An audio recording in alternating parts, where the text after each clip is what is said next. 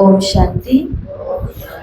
तो आज की भट्टी का दिन है 35 और आज की मुरली है 4 दिसंबर 1985 की। संकल्प की भाषा सर्वश्रेष्ठ भाषा। आज की इस मुरली के अंदर भगवान जीवन का एक बहुत बड़ा राज बताने वाले हैं। अगर हमको जीवन में सिर्फ ही सिर्फ सुख चाहिए, सिर्फ ही सिर्फ आनंद चाहिए, सिर्फ ही सिर्फ बस अपनी स्थिति अच्छी चाहिए, तो उसके लिए आज की मुरली हमें बताएगी कि एक बहुत आसान उपाय है। उस उपाय के अंदर ना हमें कहीं जाना पड़ेगा, उस उपाय के अंदर ना हमें कोई खर्चा करना पड़ेगा, उस उपाय के अंदर ना हमें कोई चीज का सहारा लेना पड़ेगा। ये एक ऐसा उपाय है जिसके अंदर मेहनत कुछ भी नहीं है। और मुरली के दूसरे पेज पर बाबा ने कहा मेहनत नहीं लेकिन सफलता बहुत अधिक है। मेहनत नहीं तो नहीं कहा बाबा ने, मेहनत तो थोड़ी कम है लेकिन सफलता बहुत अधिक है। तो ऐसा उपाय सभी को चाहिए सच्चे में। तो आज बाप दादा के सामने डबल सभा लगी हुई है, डबल रूप की। एक तो है साकारी रूपधारी बच्चों की सभा और दूसरी है आकारी स्नेही स्वरूप बच्चों की सभा। तो स्नेह के सागर बाप से मिलन मनाने के लिए चारों ओर के आकार रूपधारी बच्चे अपने स्नेह को बाप दादा के आगे प्रत्यक्ष कर रहे हैं। साकारी सभा का मतलब क्या होता है? एक है जो शरीर सहित यहाँ बैठे हैं मधुबन में बाबा के आगे, और एक है जो घर से आ तो नहीं पाए, बंधन में थे या बीमार थे, या जैसे अभी हम अभी मधुबन गए थे तो एक माता इतनी खुश थी क्योंकि पहली बार वो बाबा मिलन में जा रही थी। उसकी खुशी का कोई ठिकाना नहीं था। कब से उनके घर वाले भी इतने खुशी मना रहे थे, क्या तैयारी कराएं, रोज फोन आते थे, और क्या तैयारी कराएं, रोज फोन आ रहे थे।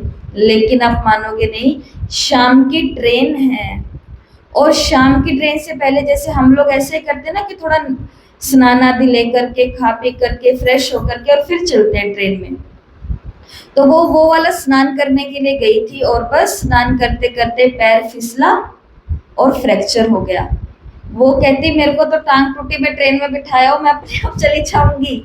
घर वालों ने कहा आप तो चले जाओगे लेकिन आपको जो संभाल लेंगे उनको तो मुसीबत हो जाएगी ना, इसके लिए अगली बारी जाना। बड़े रो रो करके वो रुके हैं बहुत। ऐसी आत्माएं जो जिनको ऐसे रुकना पड़ जाता है, बाबा को इनकी भी सभा दिखती है, क्योंकि इनका मन, इनका दिल, इनकी आत्मा, इनकी बुद्धि कहाँ होती है? घर में नहीं होती, फिर मधुबन में होती है। वो लोग अभी क्या कर रहे होंगे, अभी कौन सी क्लास चल रही होगी, अभी कहाँ बैठे होंगे, वहां पर क्या खा रहे होंगे। फोटो में भेजते हैं तो फिर देखते हैं कि ये कहाँ घूम रहे होंगे। बाबा अपने ऐसे स्नेही आकार रूपधारी बच्चों की भी सभा को देख रहे हैं। तो एक साथ में बाबा डबल रूप से डबल सभा को देख रहे हैं। और बाप दादा सभी बच्चों के स्नेह के संकल्प, दिल के भिन्न भिन्न उमंग उत्साह के संकल्प, दिल की हालचाल, प्रवृत्ति के परिस्थितियों की हालचाल, सेवा के समाचारों की हालचाल, नैनों की भाषा से, श्रेष्ठ स्नेह के संकल्पों की भाषा से बाप के आगे स्पष्ट कर रहे हैं। तो पहला मुरली का पॉइंट याद रखना, इससे हम एक कड़ी बनाएंगे, कहानी बन जाएगी, फिर ये मुरली हमको भूलेगी नहीं। बाबा डबल सभा देख रहे हैं, एक साकार रूपधारियों की, एक आकारी रूपधारियों की। आकारी रूपधारी भी कौन है? स्नेह वाले हैं, वो स्नेह से वहां पर पहुंचे हैं, मन बुद्धि से। अब बाबा इन जो सभा बैठी है, इन सभी सभा के बच्चों के नैनों की भाषा, संकल्प और भावना की भाषा से कौन कौन से समाचार बाबा इनसे ले रहे हैं, प्रवृत्ति की परिस्थितियों में क्या क्या हालचाल चल रहे हैं, सेवा के क्या क्या समाचार के हालचाल हैं, दिल के क्या हालचाल है, उमंग उत्साह का क्या है। तो बाबा ने कहा ये सभी बाबा इन तीनों रूपों से सुन रहे हैं। कौन से तीन भाषाएं आज की मुरली में बाबा ने बताई? नैनों की भाषा, भावना की भाषा और एक है संकल्पों की भाषा। नैनों की भाषा का मतलब होता है इशारे से समझाना, जैसे इशारे से कह दिया, समझदार को इशारा ही काफी है। कल ही हमने ये बात करी थी ना कि समझदार को इशारा ही काफी है। वो इशारे से समझ जाएगा। ये होती है नैनो की भाषा। लेकिन नैनो की भाषा हर एक नहीं समझ सकता। जिसकी नयन की भाषा समझनी है उसके पहले नजदीक रहना होता है, उसके माहौल को समझना होता है। दोनों जब एक दूसरे की दिनचर्या को, माहौल को, भाव भावना को समझ जाते हैं तो काम वाणी से नहीं होते, फिर काम कैसे होते हैं? इशारों से होते हैं। क्या सामान लेकर के आना है, कहाँ बिठाना है, क्या खिलाना है, कितने बजे जाना है, कितने बजे आना है, क्या कुछ करना है, आदि आदि बातें। तो पहली भाषा बाबा ने नैनो की बताई। नैनो की भाषा का मतलब है इशारे से जो काम होते हैं। दूसरी भाषा बाबा ने बताई भावना की भाषा। बाबा ने कहा ये जो भावना की भाषा होती है ना, ये चेहरे के द्वारा दिखती है। भाव कैसे हैं, वो कैसे दिख जाते हैं? चेहरे से। भक्ति के अंदर भी कहते हैं भगवान डैश का भूखा है। किसका? भगवान भावना का भूखा है। भगवान को कोई वो वाला तो पेट है नहीं कि उसको कोई रोटी पानी की भूख लगे, लेकिन भगवान को वैसे भी कोई भूख नहीं है। भावना का भूखा का मतलब क्या होता है कि तुम भाव से मुझे कोई बात कहो तो सही, तुम भाव से मेरे लिए कुछ करो तो सही। तो वो भाव से किया गया, पत्थर भी चढ़ाया गया है भगवान पर, तो वो भी भगवान के लिए क्या होता है? डायमंड ही होता है। सुनो, जो नैनो की भाषा उसको तो बाबा ने एक ही लाइन में कंप्लीट कर दिया, लेकिन जो भावना की भाषा उसके लिए बाबा ने बोला चेहरे का भाव मन की भावना को सिद्ध करता है। जैसे कोई भी किसी के सामने जाता है, स्नेह से जाता है या दुश्मनी से जाता है या कोई भी व्यर्थ स्वार्थ से जाता है, तो उसके मन का भाव चेहरे से दिखाई देता है कि कौन किस भावना से आया है। वो नयन और चैन बोलते हैं। बोलते कि नहीं बोलते? एक माता दूसरे माता के घर गई हाथ में कटोरी लेकर के, चीनी लेने के लिए। ये उदाहरण बहुत पुराना है लेकिन बहुत पॉपुलर है। पहले ऐसे ही होता था, है ना, पड़ोस में ऐसे चलता रहता था। वो थोड़ी देर पहले चीनी लेने के लिए नहीं गई, लेकिन जैसे उनके घर कलेश की आवाज आई, 2-4 मिनट रुक करके अपनी कटोरी उठा ली कि भाई इनकी कटोरी, किसी की कटोरी देने या समझ लो कोई सामान लेने की चीनी नहीं है। समझदार आत्मा, समझदार आत्मा जो भावना को कैच करने वाली है, वो आत्मा को उसके हाथ की कटोरी नहीं दिखाई देती, उस आत्मा को उसके चेहरे के भाव दिखाई देते हैं कि चीनी ये कटोरी तो बहाना है। यहाँ पर ये आत्मा क्या देखने के लिए आई है कि अब ये लोग क्या कर रहे हैं, कौन कहाँ घुसा हुआ है, किसने मुंह लटकाया हुआ है, कौन सा बर्तन गिरा हुआ है। नयन से, चैन अर्थात हालातों से पता चल जाता है, उसके मुखड़े से पता चल जाता है कि इस आत्मा के मन के अंदर भाव कैसे हैं। पारखी नजर परखने की नजर जो होती है वो ये काम करती है।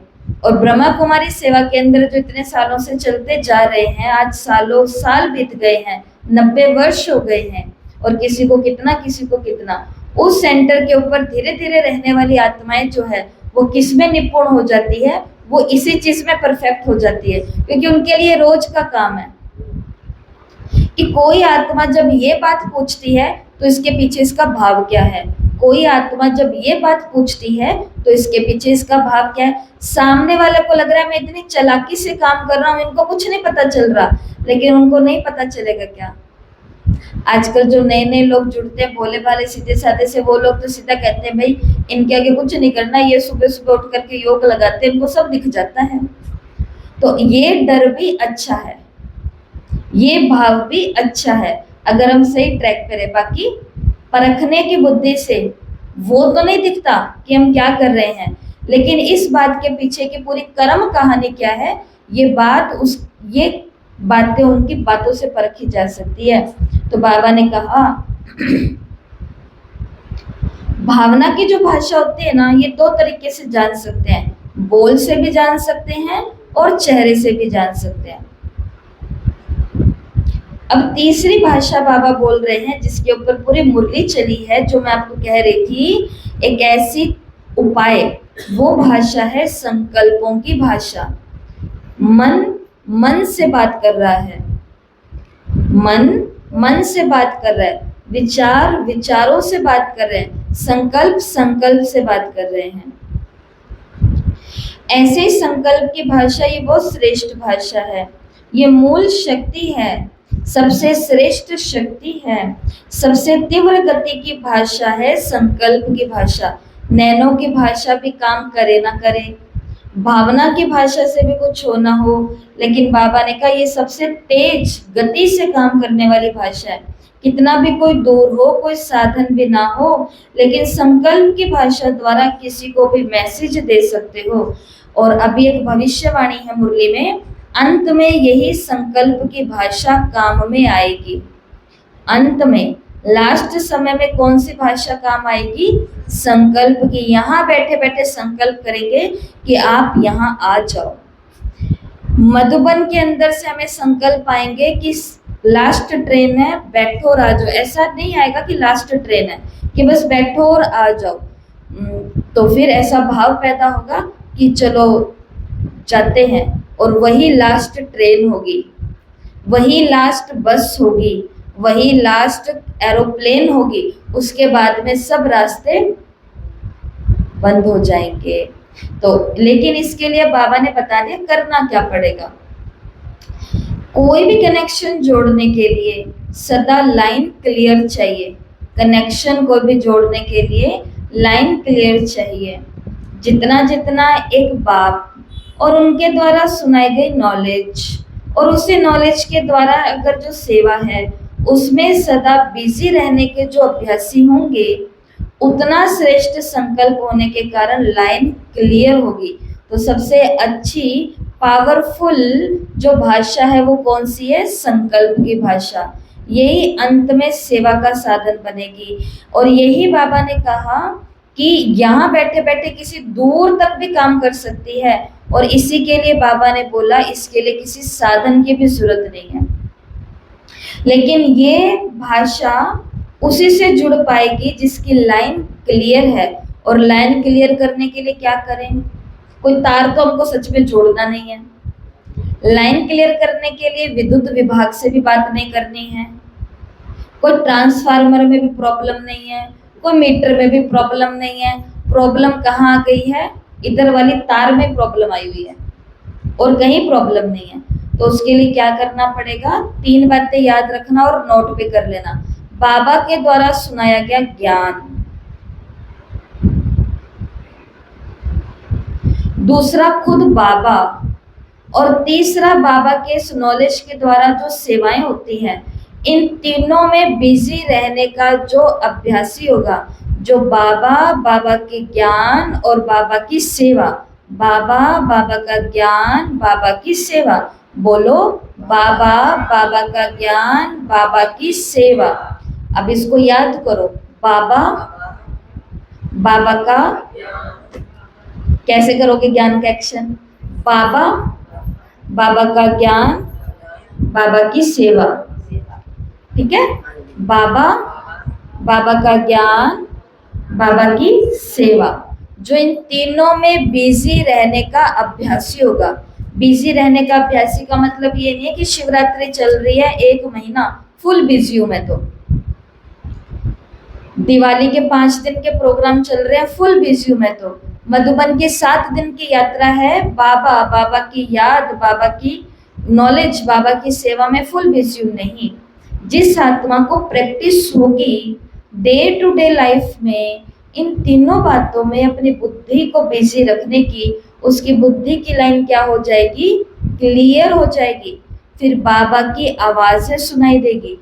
जब हम अपने भाव से बाबा से बातें कर सकते हैं, तो बाबा भी हमसे कैसे बातें करेगा? इशारों से बातें करेगा, भावना की भाषा से बात करेगा, और तीसरा संकल्पों की भाषा से बात करेगा। हमारा मन वो संकल्प क्रिएट करना शुरू कर देगा। अभी आपको बहुत गुह्य बात बता रही हूँ। कैसे पता चलता है कि बाबा बात कर रहे हैं? हमारे मन के अंदर वो विचार आने लगेंगे जो विचार आज तक हमने कभी सोचे ही नहीं है। वो विचार आने लगेंगे जो विचार मेरे लेवल से बहुत ऊपर है। जैसे कोई काम करना है, ये काम हमने कभी नहीं किया, लेकिन आज संकल्प आ रहा है कि ये करके तो देखे होता कैसे है। और वो करके देखा, और वो करके देखा, क्योंकि बुद्धि किसमें थी? बाबा का ज्ञान और बाबा की सेवा। इन तीनों के साथ वो कार्य जब कर करके देखा तो उसके अंदर क्या मिल गई, सफलता मिल गई। और धीरे धीरे अब हमारा वो काम करने का और भी मन करेगा कि नहीं करेगा? करेगा। एक बारी जब जिस चीज में सफलता मिलती है तो वो बार बार करने का मन करता है। इसके लिए बाबा ने आज की इस मुरली में कहा, तो बुद्धि की लाइन ऐसे क्लियर हो जाएगी, व्यर्थ संकल्प ही डिस्टर्बेंस है। जितना व्यर्थ संकल्प समाप्त हो, समर्थ संकल्प चलेंगे, उतना संकल्प श्रेष्ठ और भाषा इतनी स्पष्ट अनुभव होगी। भगवान के साथ बातें करनी है। इंसान के साथ बातें करने में क्या लगता है? इंसान कहाँ रहता है? यहाँ रहता है, नीचे। और उससे बातें करने के लिए हमें भी कहाँ आना पड़ेगा? नीचे। तो नीचे तो आना कोई बड़ी बात नहीं है। बड़ी बात है? कोई बड़ी बात। किसी से भी आज गली में जाते जाते आप किसी से भी बात कर लेना, हर कोई बात कर लेगा। इतना बात करने के लिए सबको टाइम है और कोई एनर्जी नहीं लगती, कुछ नहीं लगता। उससे बात करने के लिए कहाँ जाना पड़ेगा? इसको ऊपर लेकर के जाना पड़ेगा। अब इसको ऊपर ले जाने में क्या लगती है? दुनिया जहान की मेहनत लगती है। हम 1 मिनट के लिए यहाँ पर लोगों को योग में बिठाते हैं, जहां भी जाते, स्कूल कॉलेज के अंदर, 1 मिनट के अंदर वो कहते हैं हमको बेचैनी हो गई। 1 मिनट मौन में रहने में इंसान को क्या हो जाती है? बेचैनी हो जाती है। और उसके अंदर कितने संकल्प चल जाते हैं एक साथ में? सैकड़ों संकल्प चल जाते हैं, अनेकों संकल्प चल जाते हैं। तो नीचे वालों के साथ बात करना कोई बड़ी बात नहीं है, ऊपर वाले के साथ एक तो बात करना बहुत बड़ी बात है। इससे भी बहुत बड़ी बात यह है कि ऊपर वाला मुझसे बात कर रहा है और वो मेरे को सुनाई भी दे रहा है, ये उससे भी बड़ी बात है। एक ऐसे की आवाज को सुनना जिसके पास आवाज ही नहीं है, समझ रहे हैं ना हम इस बात को? तो उसके लिए क्या करना पड़ेगा? बुद्धि की लाइन को क्लियर करना पड़ेगा। ये फालतू के जो व्यर्थ काम और व्यर्थ संकल्पों में अपनी जिंदगी को उलझा करके रखा है, उधर से खुद को बाहर निकालना पड़ेगा। व्यर्थ बहुत है। आपको अगर व्यर्थ में जाने की, किसी को दिल लगे, मेरे पास तो व्यर्थ में जाने का टाइम ही नहीं है, मेरे तो पता ही नहीं व्यर्थ में जाया कैसे जाता है। सिर्फ एक मोबाइल उठाओ, अपने आप पता चलेगा कि व्यर्थ से निकलना कैसे, ये नहीं पता चलेगा।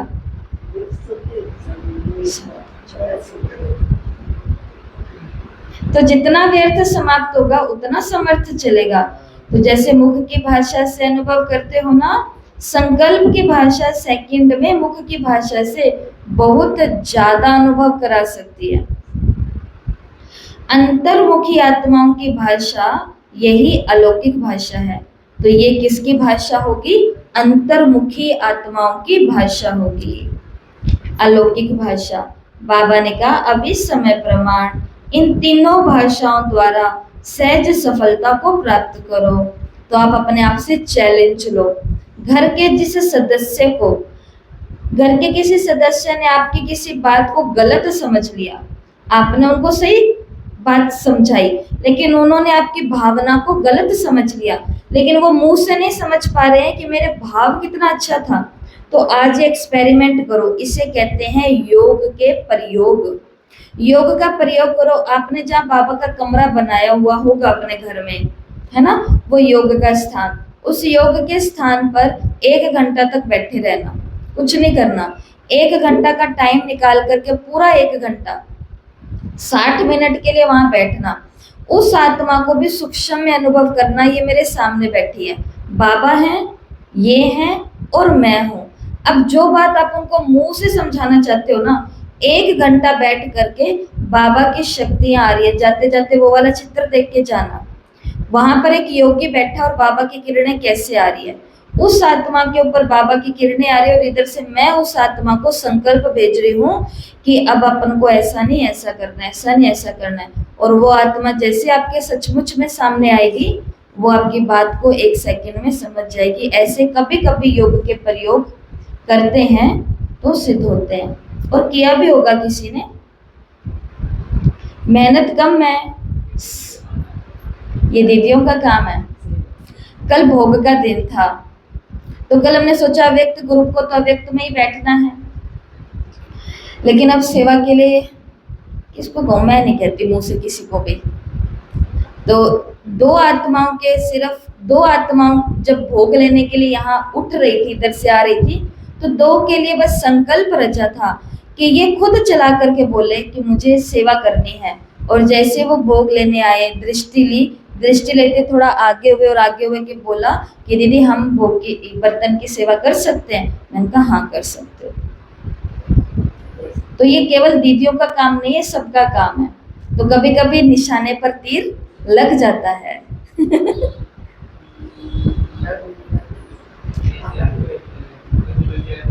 समर्थ भस्मासुर वाला काम मत कर लेना उल्टा।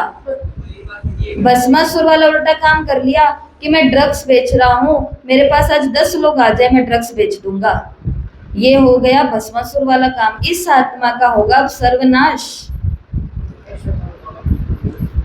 ऐसे उल्टे काम नहीं करने हैं। दुनिया के अंदर भी बहुत बुद्धि है, मेहनत कम।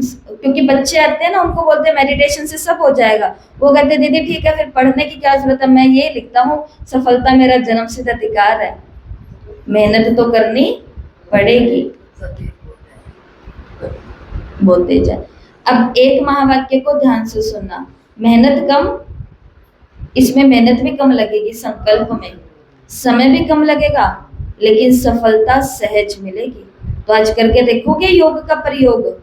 उस एक आत्मा, जिस आत्मा के लिए आपको बेचैनी हो रही है, जिसके लिए आपके व्यर्थ संकल्प चल रहे हैं, जो आपकी शक्ति को ड्रेन खींच रहे हैं, मेरा बाबा से कनेक्शन नहीं जुट पा रहा है, इनके खैर किनके कारण तो नहीं होता, वो कारण तो हम भी, लेकिन डिस्टर्ब तो हो ही गए। तो उसके ऊपर आज क्या करना है, योग का। सभी के मन के भिन्न भिन्न भाव को जान करके बाबा सभी बच्चों के प्रति सर्व भावों का रिस्पॉन्ड दे रहे हैं। और बाबा भगवान कैसे देते हैं फिर रिस्पॉन्ड, सदा निर्विघ्न भव, कि बच्चे को कला आ गई है, अब ये क्या रहेगा, निर्विघ्न। समर्थ भव, सर्वशक्ति संपन्न भव, इस रूप में फिर बाबा शुभ कामनाएं देते हैं। परिस्थिति प्रमाण सहयोग की भावना, शुभ कामना बाप दादा की श्रेष्ठ भावना से संपन्न हो जाती है। और जब भगवान के साथ अपन को बातें करनी आ जाएगी ना, तो उसके बाद में फिर हमारे साथ में किसकी शुभकामनाएं जुड़ जाएंगी, स्वयं प्रभु की। और भगवान की दुआएं हैं तो कोई दिक्कत नहीं है। आगे बाबा ने थोड़ी सेवा की बातें बताई टीचर्स को। जब दूसरे जिम्मेवारी उठाएंगे, अभी क्या करना है, वाणी से परे जाना है। जब दूसरे जिम्मेवारी उठाएंगे तो आप सब लोग वानप्रस्थ में आपको ले जाएंगे।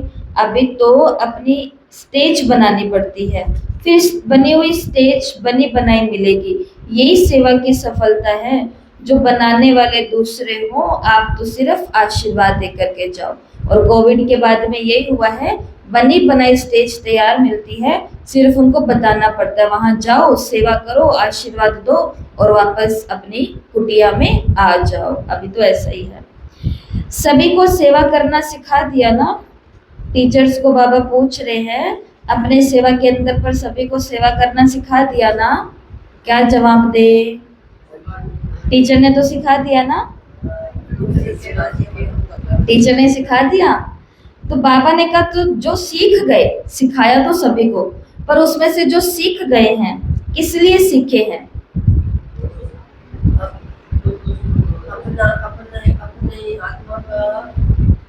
कोई सेवा है वो सीख गए, किस लिए सीखे,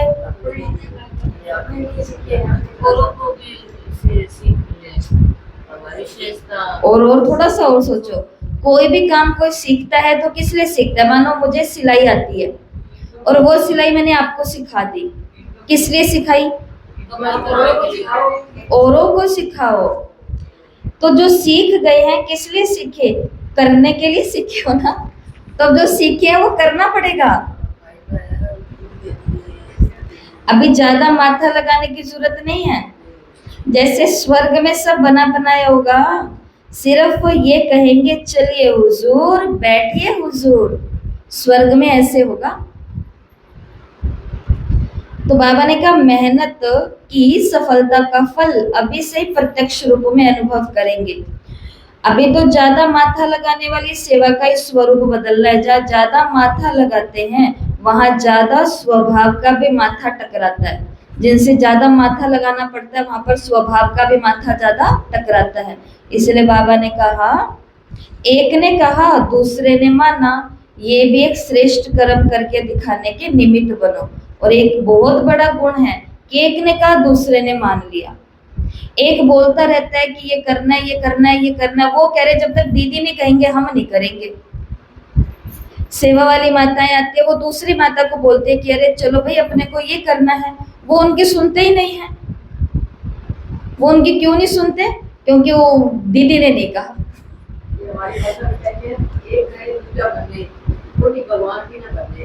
हाँ, ऐसे कहते हैं।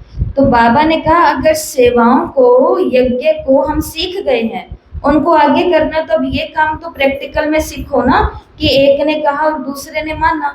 तो इसे श्रेष्ठ कर्म से हम दूसरों के भी निमित्त बनेंगे। क्यों क्या नहीं करना? हाँ जी कर लिया ना, तो हाँ जी कर लिया तो फिर सभी हल्के हो जाएंगे, और जब सभी हल्के हो जाएंगे तो उड़ने लग जाएंगे। ये क्यों क्या बीच में आ जाता है, तो जो कार्य ऐसे होना था वो कार्य कैसे होगा?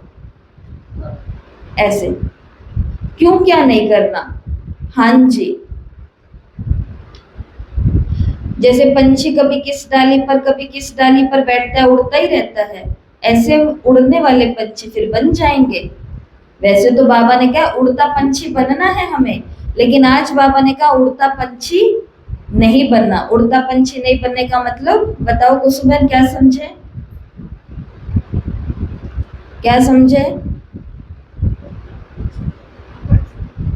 आपसे क्यों पूछा? क्योंकि आपका ध्यान इधर नहीं था, आपका ध्यान कहीं और है। उड़ता पंछी नहीं बनना इसका मतलब है एक ने कोई संकल्प दिया, उसकी नहीं मानी, दूसरे ने दिया उसकी नहीं मानी, तीसरे ने दिया उसकी नहीं मानी, चौथे ने दिया उसकी नहीं मानी, पांचवें का इंतजार कर रहा और वो पांचवा कहेगा ही नहीं, तो उसकी मानने की तो बात ही नहीं है। इसलिए कभी इस डाली पर उड़कर बैठ गए, कभी उस डाली पर उड़कर बैठ गए, कभी उस डाली पर उड़कर बैठ गए।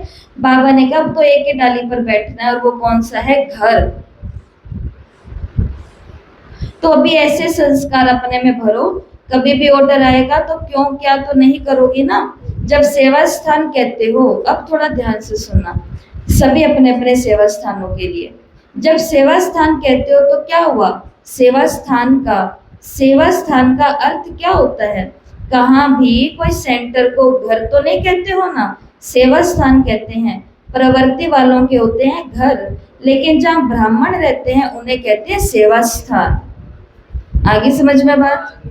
क्योंकि कईयों को नहीं आती है, तो उसके लिए आज बाबा को ही बोलना पड़ा कि जहां पर ब्राह्मण रहेंगे वो होता है सेवा स्थान, जहां पर गृहस्थी रहते हैं, परिवार चलते हैं, वो होता है गृहस्थ, वो होता है प्रवृत्ति, वो होता है घर।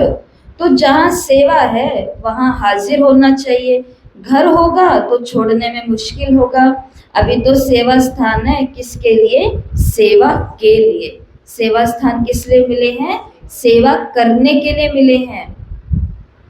हम किसी के घर का काम नहीं कर रहे हैं, हम क्या कर रहे हैं? सेवा स्थान। कईयों को लगता है बहनों का घर है, हम बड़े बड़े सेवा केंद्रों पर रह कर के आए हैं, देख कर के आए हैं। कई हैं जो हड्डी सेवा में लगे हुए हैं, उनकी तो मैं महिमा भी क्या करूं, शब्द ही नहीं है। लेकिन कई कई ऐसे हैं जो ये बातें करते हैं बहनों का घर है, बहनों का घर है। तो मैं सिर्फ ऐसी आत्माओं की बुद्धि को परखने की कोशिश करती हूँ कि ये भगवान के घर से सब कुछ लेते हुए भी अपने कितने कर्म बांध रहे हैं। इसलिए इनके घर घर ही रह गए हैं, वो अभी तक तीर्थ ही नहीं बने हैं। नहीं तो हमने ऐसा समझा अभी, क्योंकि 23 में आने वाला तो सब उसके लिए कुछ कुछ कर रहे हैं, तो तब मेरे को जिक्र आया इनका, तो मैंने इनका जिक्र किया। मैंने कहा हमने अपनी आंखों से कैसी माता को देखा है जिसने अपने घर के साथ साथ अनेकों के घर को स्वर्ग बनाने का काम चालू ही रखा हुआ है। ऊपर से यहाँ तक आएंगे, आज तक बाहर निकल करके नहीं देखा सेवा के अलावा, कि बाहर निकल करके क्या करना है। इन्हों को इनके फ्रेंड सर्कल के लोग बोलते हैं कि आप सत्युग में तो कब जाओगे पता नहीं, आप तो अभी स्वर्ग की महारानी बनकर के ऊपर रहते हो। दिखते नहीं किसी को। प्रोजेक्ट जो इतना बड़ा है, संसार को दिखेंगे कि भगवान को दिखेंगे? बड़े प्रोजेक्ट करने वाले दुनिया को नहीं दिखते इधर उधर। तो 13 साल के अंदर अंदर, 13 साल तो मैं ज्यादा बोल रही हूँ, ये काम तो कुछ ही महीनों के अंदर हो गया था। 13 साल के 4 महीनों के अंदर ये काम हुआ था, मात्र 4 महीनों के अंदर। 23 मई 2013 की ये बात है। अक्टूबर के अंदर आते आते लगभग 4 महीने होते होते घर का पूरा क्या हो गया था, काया कल्प हो गया था, बदल गया था। तो एक माता भगवान के साथ जुड़ करके पूरी श्रीमत का पालन करके, उसके अंदर कोई कॉम्प्रोमाइज नहीं है। फिर अपन किसी की नहीं सुनेंगे अगर श्रीमत की बात आती है तो, चाहे गाली दो चाहे कुछ भी करो। अपने घर को क्या बना लिया, स्वर्ग के समान बना लिया। बच्चों को क्या बना दिया, स्वर्ग के समान लाइक बना दिया। ठीक है जी, लेकिन सिलसिला यही नहीं रुका, सिलसिला ऐसा आगे बढ़ा कि आज यहाँ से अनेक क्लासेस खुलती जा रही है, अनेकों के घर भी आश्रम बनते जा रहे हैं। तो एक माता जो इतने सालों से यहाँ जुड़ी हुई है, वो अपने घर को क्यों नहीं स्वर्ग बना पा रही? बताओ, ये अपने आप से प्रश्न पूछना। मेरा घर क्यों नहीं बना अभी तक स्वर्ग? मेरे घर में आज तक खान पान भी शुद्ध नहीं हो पाया। क्या कारण है इसके पीछे? सारा दोष उनका तो नहीं है, घर वालों का? इष्ट देवी की तपस्या में कोई कमी रह रही है। उस कमी को अब इन बच्चे कुछ सालों में हमें क्या करना है, पूरा करना है। और आज ये योग का प्रयोग आप करके देखना। आज की मुरली से सबके लिए यही होमवर्क है, एक आत्मा को चूज करना है, सिर्फ एक आत्मा को। उस आत्मा को 1 घंटे बाबा के सामने लेकर के बैठना है, उनके शरीर को पकड़ के नहीं, संकल्पों से इमर्ज सूक्ष्म में, और उनको ज्ञान की बातें, सही शिक्षाएं, घर को स्वर्ग बनाने में सहयोग, जो कुछ आप उस आत्मा के गुणों में ऊंचाई लाना चाहते हो वो करके देखना। क्या ये हो सकता है? इन माता को हमने सुबह 2 बजे से 5 बजे तक एक्सपेरिमेंट हम लोगों पर करते हुए देखा है। हमारी आंख 2:30 बजे खुलती थी तो भी ये सोफे पे ऐसे बैठे रहते थे आंखें खोल के। उस समय कोई ऐसे चित्र थोड़ी ना थे हमारे। आप लोग तो बहुत भाग्यशाली हो, आज हम जिन नयों के पास भी जाते हैं उनको ज्योति बिंदु दे के आते हैं, बाबा की फोटो। लेकिन हमको तो कितने सालों तक ज्योति बिंदु शिव बाबा भी नहीं मिला था। एक भाई बैठा हुआ था योग के अंदर, हंस का मुंह निकला हुआ था, 2 पंख थे और उसके अंदर लिखा हुआ था, यदि तुम भगवान की याद में रहोगे तो तुम्हारे सोचने का भी काम भगवान करेंगे। हमारे पास बस ये एक स्लोगन का चित्र था। योग इसी पर ही होता था सारा का सारा। लेकिन जब भी आप उठो, एक तो इस टीवी के अंदर पीस ऑफ माइंड चलता रहता था 24 घंटे। दूसरा, एक इनकी बहन ने इनको रेडियो सा कुछ दिया था, उसके अंदर डाली इन्होंने पेन ड्राइव मधुबन से ला करके बाबा के गीतों की, वो चलती रहती थी। और इधर से एक जन आता था, उसको मुरली सुनाते थे। पूरा दिन हमारे लौकिक घर के अंदर क्या होती थी, मुरली होती थी। अभी तो खुशबू दीदी ये वाली मेहनत नहीं करनी, आना है तो सुबह आओ, नहीं तो शाम को हमसे नहीं सुनाई जाएगी, क्योंकि और भी सेवाएं हैं। हम तो इस लेवल पर आ चुके हैं। तो एक माता मेरे हम उम्र की, मेरे सामने बैठे बैठे और इतने कड़े धर्म से निकली हुई, हमारा धर्म जो लौकिक है वो बहुत कट्टर धर्म से, वहां से निकली हुई माता अपने घर का ऐसे कर सकती है, तो मैं क्यों नहीं कर रही हूँ? ये ईर्ष्या की बात नहीं है, गुण ग्राहक बनने की बात है, हंस बनने की बात है। उनसे सीखो, उनसे सिर्फ टिप्स लो। उन बातों का, कई सारी बातें मुझे नहीं पता जो शायद उनको पता होगी, मुझे क्या पता होगी, वो तो उनकी अंदरूनी बातें गृहस्थियों की। तो कहने का भाव ये है, आज संकल्प से क्या कर देना है, अपने घर का क्या कर देना, माहौल चेंज कर देना है। ये आज की मुरली है, पार्टियों से मुलाकात है, मुरली को पूरा पढ़ना और मुरली से जुड़ा हुआ आज का ये होमवर्क सभी को करना है। जो व्यक्ति आज ये होमवर्क कर लेगा, ग्रुप में लिख करके भेजना होमवर्क डन, कि मैंने एक आत्मा के ऊपर आज योग का प्रयोग कर दिया है। अच्छा, ओम शांति। चलेंगे सभी बाबा के पास, अपने मन के भावों को समेटते हुए मूल वतन में। 1 सेकंड में बाबा दिख रहा है।